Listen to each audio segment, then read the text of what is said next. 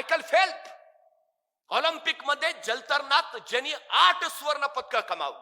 जगाच्या इतिहासातला पहिला जलतरणपटू आहे ज्यानं ऑलिम्पिक मध्ये 8 स्वर्ण पदक. 8. पत्रकारांनी त्याला विचारलं, आतापर्यंत कुणाला जमलं नव्हतं, तुम्हाला कसं जमलं?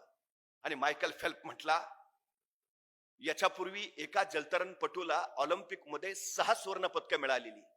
मी त्याचा अभ्यास केला.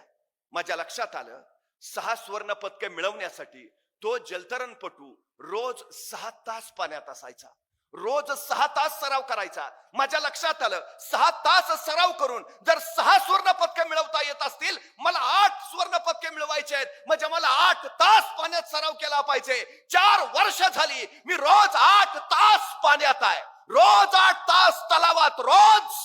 त्याच्या बळावर ही 8 स्वर्ण पदक आहेत.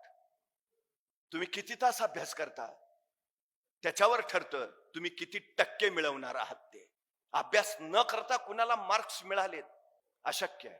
8 तास अभ्यास करा 80% पडतील. 10 तास अभ्यास करा 100%च. तुम्ही कष्ट किती करताय त्याच्यावर ठरतं तुम्हाला यश किती मिळणार.